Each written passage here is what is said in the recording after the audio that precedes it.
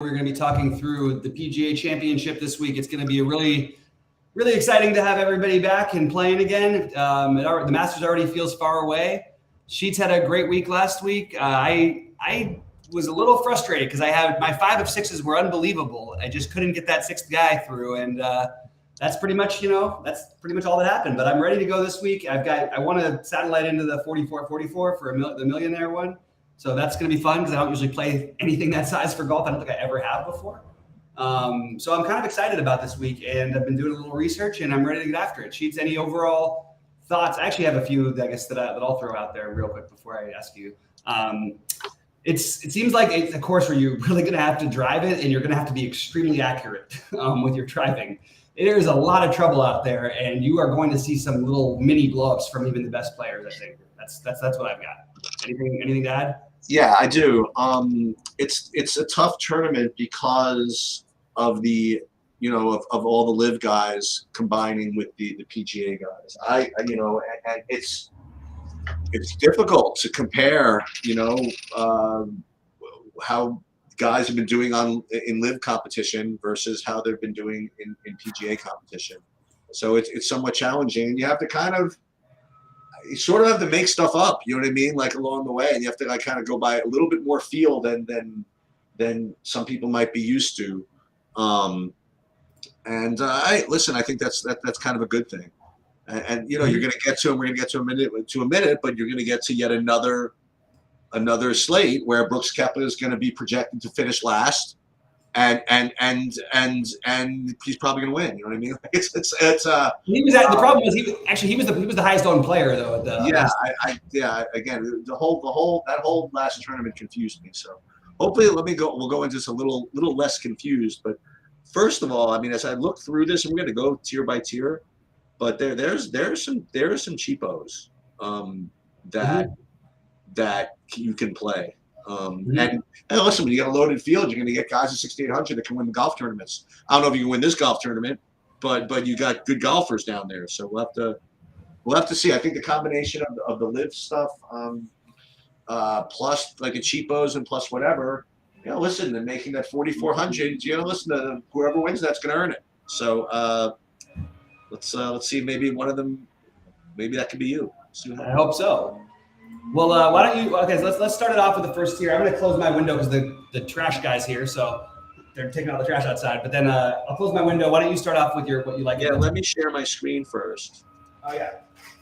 And then we can get in there. So we're going to deal with I guess 10K. Yeah, 10K and higher. And I have the top 2 options being the top 2 guys, and that would be Scheffler and Rahm. The other thing that I would mention is that I don't know if this ownership is good, but if I'm actually gonna get Rory at half the ownership of Scheffler and Rahm, I'm gonna be forced to do it. So that's basically my take on the 10K and up range, is that I like Scheffler and Rahm, but I think Rory, if this ownership is correct, is definitely the one you want to play. Like right now, I have Scheffler at 21%, Rahm at 20%, and Rory at 13%. I just have to believe that since this is a major or whatever, that people are just going to end up playing Rory more than 13%. But we'll listen, it's only Tuesday. We'll take a look, and we'll update these right up until late Wednesday night. But the one thing I will say is that for better or worse, I am not going to get to the other guys in the range. I'm not going to get to Brooks, and I'm not going to get to Morikawa. Yeah, I have to just say something about the Rory thing, because I pointed out every time he doesn't belong in the same category of conversation as Scheffler and Rahm. They're not even close to a similar level of golfers at this moment. I'm not saying that he can't get there and have a good tournament, but it's been bizarre to watch consistently people play him more than Scheffler and Rahm, and he'll be missing cuts, and these guys literally never don't top 5. Like or top 10 or whatever. The worst case scenario is Scheffler plays his worst at Augusta and he finishes 10th. Like, I just don't understand it, and I just think it's a huge flaw in everyone's game. So if Rory is half his owned, I think he should be about a quarter his owned. So I will probably be much higher on especially Rahm. Scheffler's looked really shaky, and yet he's still in the top 5. Like, he's just awesome. I'm on the Rahm side. I actually like the idea of playing Brooks and Morikawa more than I do Rory, just because you're going to get them at like really no ownership, and especially Morikawa. So I actually would lean more towards those guys. But as of right now, I have Rahm as the only extreme priority in the 10K plus range. Everybody else, I feel like I'm going to be filtering and mixing and matching a little bit, but I don't think that I need to play all those guys. I may just play from an ownership standpoint. The more like Morikawa, if he's 9,500, is probably 15% owned, but because he's 10-3, no one will play him. Brooks, if he was his 7,600 or 8,500 or whatever they made him last time, I think he was 76 actually, he'd be 30% owned. I don't mind the idea of playing those guys at just much lower ownership. And I still have a number of friends who are convinced that Brooks Koepka is still by far the best player in the world. I don't know why they think all of this, but he has showed up all the majors. So I will have to probably filter a little bit of him in. But so I guess Rahm and Koepka are the guys I might be the most overweight on from the top tier. All right, 9K to 9,900. Yeah, so we have, what do we got? 1, 2, 3, 4, 5, 6, 7, 8, 9, about 10, 11 guys there. Yeah, okay. I mean, Schauffele and Cantlay are going to project well. They're very consistent. They have big time experience, and they're going to be 20% owned each. They're just fine. Listen, I'm probably not going to end up plugging them in, if you want to know the truth. Speed, as usual, in tournaments like this, is going to project much worse than all these guys. And I currently have him at 4% ownership. Yeah. It's gonna be tough to not get some of that. You want to know the truth. Mm-hmm. So that's that. And then the Finau thing. I'll let you talk more about Finau, but I have him rated about the same as Cantlay and Schauffele. And the way I feel about Finau is kind of the way you feel about Rory compared to those other. Yeah, I agree. Now, right? They play him a lot. And even like Rick, Rick talks about it on his show, and then like people don't realize how good Finau is. No, I don't. If you know the truth, I don't. I don't realize how good Finau is. You give me head to head against Schauffele and Cantlay like 35 straight times, I know I'm going to make money. You know what I mean? I'm just going to. Mm-hmm. And yet they're all the same ownership and they're all the same price. So I'm probably just not going to do it. More stuff in the 9K range. Sungjae Im at 9K. I just feel as though if you play a guy at 9K, you want a guy that can freaking win. You know what I mean? And you're the only one who has this take about Sungjae that he can't win. I don't know. I know. I guess. I don't mean that. I just don't mean he can win this. You know what I mean? Like, I don't know. It's just kind of feeling it. And Justin Thomas, as much as I love playing, love that price or whatever. I think I'm gonna suggest in my favorite 9Ks are kind of like the sucker cool kids plays, and that's gonna be like Cameron Young and Victor Hovland. I think those are the two guys I want to play. The younger guys can mash the crap out of the ball, no fear. I think they have a better chance to win than Sungjae. That's my take. I also think they have a better chance to win than Tony Finau, if you want to know the truth. So that's what I'm going to do. Those are probably my two favorites, are Hovland and Cameron Young for this week. Yeah. So those are two of my. There's four that I love. I actually think this is a really tough, a really good range. I'm telling you, with all that I've read and all that I've seen on Twitter, I actually think Cantlay is in danger of like starting to get penalty strokes for slow play, because it's really become such a topic, and there's so many people battling. I hope they put Brooks and him in a category together, because they had a whole. That'd be funny. That would be really. I hope they go after that, because it's like, they really went after it.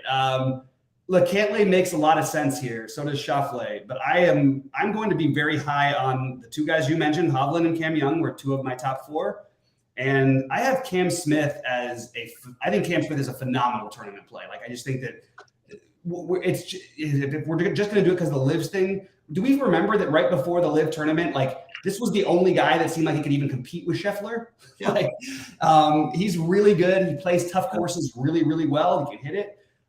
So I like Cam Smith, Cam Young, Victor Hovland, and I like Justin Thomas to rebound. I still don't think he looks quite right, but I do like getting the price on him, because I feel like he's every bit as good as the top guys for the most part. Well, not other than Rahm and Scheffler. But I just think you're getting a nice little discount. The problem is I just haven't seen him play his best, and I will definitely, as always, be below the field on Finau. And I'll probably try to find a way to squeeze in a little speed. But the main guys are going to be Hovland, Cam Young, Cam Smith, and JT for me. This is where I think it gets really tough. But maybe that was already tough. But this is tough for me. What do you got in the 8Ks? Well, you know what? You and Kenny specifically. I mean, we're predicting this for the last year or so. And Jason Day, he finally did it. He pulled through. And you were never able to actually get him at like really low ownership. You know what I mean? Like the miles were sort of catching up to him or whatever. But you know what? That's kind of interesting. So, hey, straight back, 8,900. I think he's playing as well as anybody. Listen, he's going to be 15% owned, so you're not getting any bargains there. Tyrrell Hatton is the next guy who projects well at 15% ownership. I guess, but what I'd rather do is play a little more kind of off the beaten path. So I like Max Homa at 10% ownership, and I like the oft forgotten Sam Burns at 10% ownership. Those are going to be my top two in the 8K range, given ownership and all that stuff. I'll let you talk about the other guy. Well, there's the number one guy in this. Yeah, no, I'm not allowed to mention him because I just know that you're going to. Yeah, there's no way Tommy Fleetwood. I mean, I could say he may not be my highest owned player, but he'll be right there. Like there's just nothing about everything they said. Like you make the conditions worse, let's go Fleetwood. I just love it every time. Make it tougher. He's always going to be right there. He has 3 top 10s in his last 5 majors. I believe he actually may have 3 top 5s. I have to double check that. It might all be top 10s, but I think it's 3 in the top 5. Really like him. This feels like a Tyrrell Hatton type of course to me. Maybe I'm being skewed. If you've ever watched that, you have the golfers who have to hit it 300 yards in the air and then land it within 1 yard with a 1 yard width of something. And Tyrrell Hatton did it on his first try, and nobody else could do it. But I guess it's sort of clouding my head because I do think of him as that long straight driver. And a guy who can avoid the trouble. I also feel like Fitzpatrick is another guy that can usually avoid the trouble. Unfortunately, Fitzpatrick, you're not going to get the ownership sort of discount there. Yeah. So I've got Fleetwood. I do like Day, but I feel like he's going to be – it's kind of weird because we don't usually get the guys who just came off a win getting ownership, but he's 8,900. So I do think he's going to get – and I do think he's going to get some decent ownership. I've loved his form. He's been playing really, really well all year.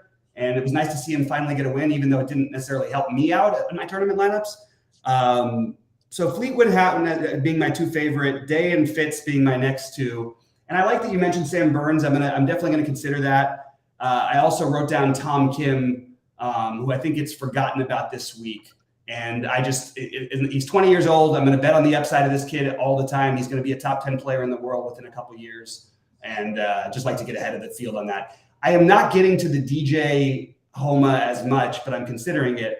I would wager that maybe it's not a bad idea to take a shot on Hideki at very low ownership. We know it may say 8%. It's going to be like 3%. It's like nobody ever plays him when he's priced in with all these other guys who for whatever reason they just like a lot better. All right, so we get into the 7,500 to the 7,900 range. So we're going to include 7,500 in this one. Okay. Yep. So you could make case. Listen, this is what's awesome about these majors. Like you could play all these guys. You know what I mean? Like these are all really, really good golfers. So you're gonna have to kind of sort of prioritize a little bit. So I'm just gonna go over kind of my favorites.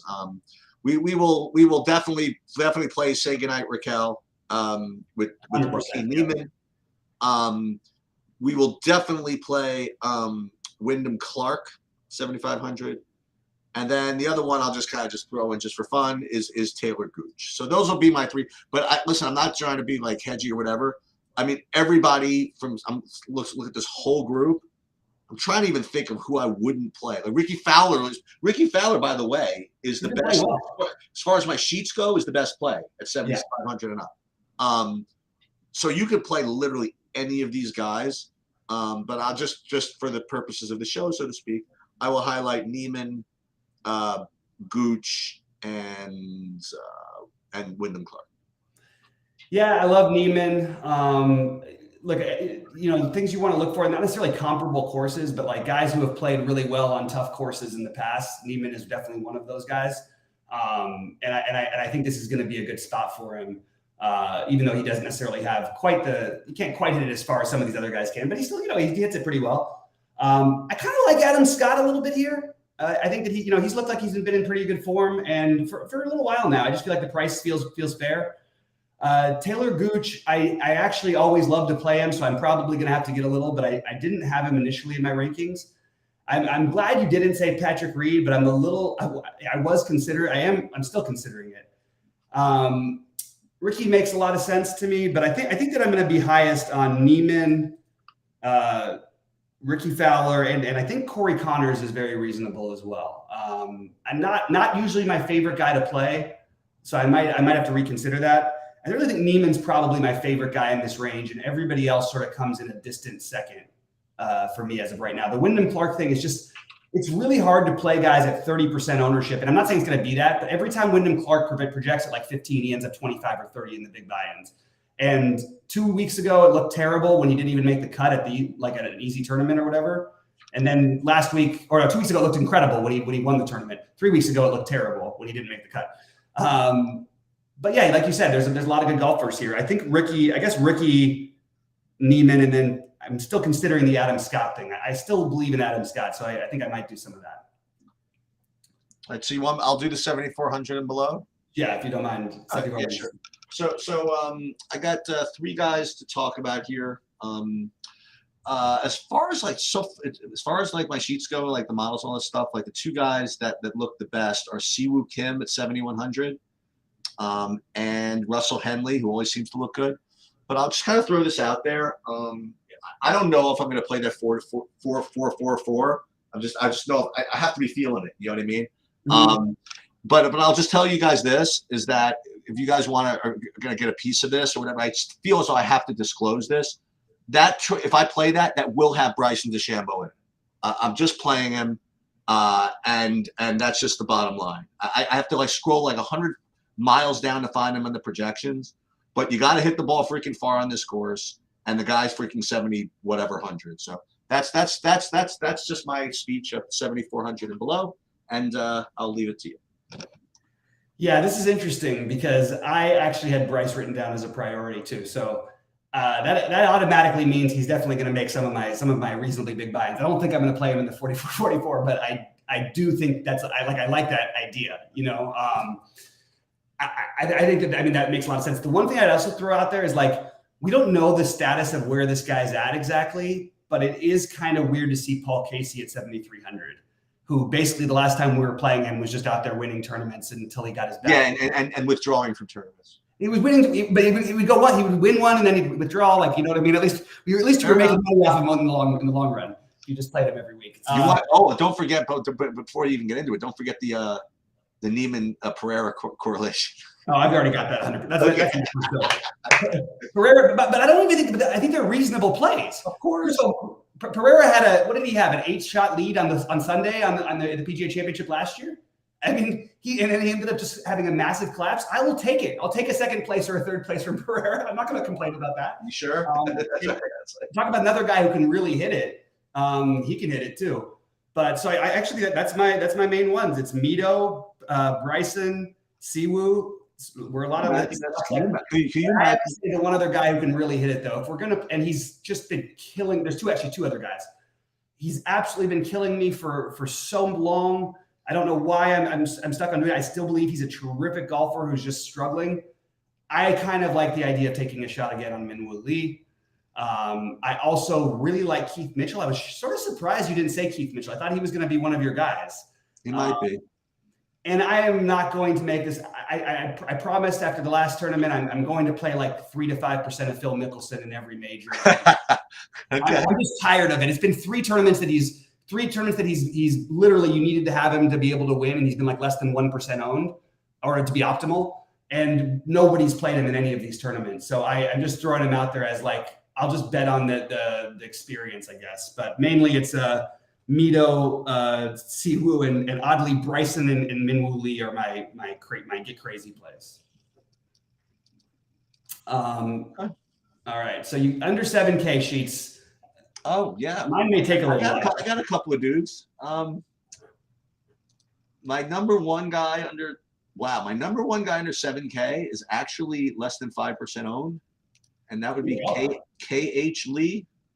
Mm-hmm. Usually the guy off of the disappointing tournament after winning 2 years in a row. Yeah, usually I would say usually they have a couple of guys that are over 10%, but yeah, not this time. And a couple of more I'll highlight. Adam Morank and hey, boy, Tom Hoagie. He did me well this past week. And the other one I'll throw in is Harold Varner III. Yeah, I am 100. Hoagie is my favorite. As I scroll down, just bear with me because I'm going to have some exposure to these guys, as I believe they're always at the top of. Somebody's always got some of them. I'm not going to play Bo Hostler, but I've had a few people recommend that he's not such a bad idea. I might take a shot again on Ben Griffin. I still believe this is another one of those kids that's going to be really, really, really good very, very soon. And 6,800, so I'm considering that. Brian Harmon at 6,800 feels like a cheap price. Not my favorite. I do like Brandon Wu at 7,300. I'm sorry, at 6,700, excuse me. I do like the one who's going to be the popular one is Steven Yeager. And I it's weird because I feel like I was playing Yeager at these prices like he was so good on Sunday. A few months ago, and no one was playing him. And then he became all of a sudden like everyone's favorite play on tour. Yeah. Danny Willett, these are just guys who I'm considering. I like the KH Lee idea. I think Patrick Rogers has enough upside. I love Adam Svensson actually as a golfer. I'm not sure this course is ideal for him, but Svensson and Buckley are both on my list. My get crazy, my really, really crazy one is Matt Wallace. I'm just not giving up on this guy because he got off to a hot start this season. The one who I was going to expect you to say was Harold Varner. That's what I said. Oh, you did say Varner. I'm sorry. I missed that one then. Because I do like Varner, and he actually seems not like a crazy play to me, like a guy who actually makes some sense here. Ryan Fox. There's a number of guys who I like down here today. JT Poston. And the last one I think I have is Lee Hodges. But I know that's a lot of names. I'm not saying how many I'll play. My preferred ones are Varner, Wu, Hoagie, and Yeager. But I think the Svensson, Buckley. I just think there's a lot of options basically. Until you get down to 6,300. After 6,300, I have nothing for you. But I really think you've got a lot of ways you could go. And I think I might talk myself into trying to get a couple of these guys in some turn. Oh, I forgot my one last guy. Sorry about this. Alex Smalley. And I'm still deciding who I'm going to play, but I will put for everybody who's a site member, I will post like about 20 of my builds a little later on, and or probably on Wednesday, and we'll go from there. All right. So we're going to say who's going to win the golf tournament. And as we do this, I just noticed when I pulled up the sports book, there's a plus 300 odds surge for PGA Championship winner, which I opted in. It just completely hit me. Who's going to win this tournament? Who's that? All right. So I'm going to be betting two guys at $50 each. One of them is not going to win, but I'm betting anyway. And that's going to be Victor Hovland. I love that. Okay, so he's not going to win, but I'm going to bet him anyway. I'm just going to be a complete thief. It just totally like hit me, like who's going to win this? It's going to happen. No. No, it's not going to happen. I'm going to tell you right now who it's going to be. It's going to be $50 on the BobbyFi mentioned Cameron Smith. That's who's going to win. That is pretty good odds, I have to say. That is who's going to win. Okay. So that's what I'm going to go with. All right. So which one we're counting as your guy? I guess I'm not going to pick either one, so it doesn't matter anyway. I'm just going to go chalk because you went off. Like who's actually going to win? I'll just continue to betting on John Rahm until I die. So who? All right. So let's go. You can go next. So who under 10K is going to make top 5?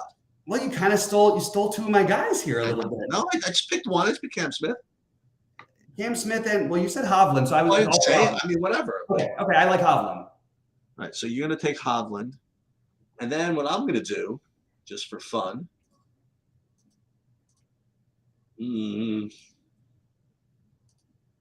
I'll go Cameron Young.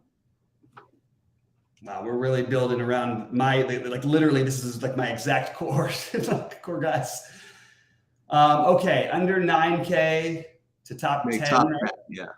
All right, that's an easy one. Tommy Fleetwood. I almost picked him to win this thing. I still have that Under dream 9K to make top 10. So I will go with Maximilian Homa. It's going to make me play my LA guy, and I haven't trusted him lately. So wait, so let's just put these in here so I remember. So Homa and Fleetwood. And how about guys? Remember these? Okay, so now who under 8K to make the top 20? Joaquin Niemann. And I will pick Bryson DeChambeau. You're going to make me play him again. I know I was going to play him anyway. I was just kidding around. And who under 7K is going to make the cut? Now, is it a big cut? It's just still the normal, 70, 65, whatever? Yep. I believe, unless I missed something. Yeah. I wish I could pick the 7K guy that you didn't pick because I'm going to be pretty sure Mito is going to be in my main lineup. I'd be in mine too. Who knows? But under 7K, I am going to go. I'm going to go with Hoagie. Yeah, that's who I was going to take. I will go with. I guess I'll go with Brian freaking Harmon. Why not? Brian Harmon to make the avoidance stuff. It just worries me about the driving ability. Yeah, well, just to make the cut. But I'm telling you, these courses, if you look at them, like there's a lot of people who are just telling me, screaming at me how they're built for left-handed golfers. And I understood why the Masters. I don't understand why this one I haven't investigated yet. But everybody's like, so how much fill is too much fill? Exactly. So we got to get a little fill in there. Right. Yep. So who over 9K is going to miss the cut? I know what you're going to say. He never misses a cut. But neither do any of these guys really. I think that the most likely guy to miss the cut is Jordan Spieth. I could see Brooks having a bad day. You know what's weird is I'm going to say Spieth, but I actually have interest in Spieth a little bit for tournaments. So, and I will take Finau. Ooh, okay, all right. So I'm so sure you were going to say Sungjae. He's never gonna miss the cut. And he never does. That's right. He's never gonna miss the cut. He's gonna be T34. You know, and there you go. End up T24 or something like that. Yeah, and end up T24 and probably be in the winning line. Yeah, seriously. Okay, so here's the schedule, guys. Just so you know, the plan is we're gonna do a Wednesday live sweat of whatever the MLB slate and NBA is going on, and we're gonna also do a live lineup build for PGA for this tournament. Late tomorrow night. So that'll be 11 p.m. Eastern time. So you'll see some updates as far as projections go between now and then, but that's going to be the next kind of like finalization of the just kind of hoping that DeChambeau drops out so I don't have to play him. But it looks as though I'm going to play him. So that's the way it's going to be. So we will see you guys tomorrow at 11 p.m. And any questions, drop them in the Discord or whatever. Yeah, sounds good. Good luck, everybody. And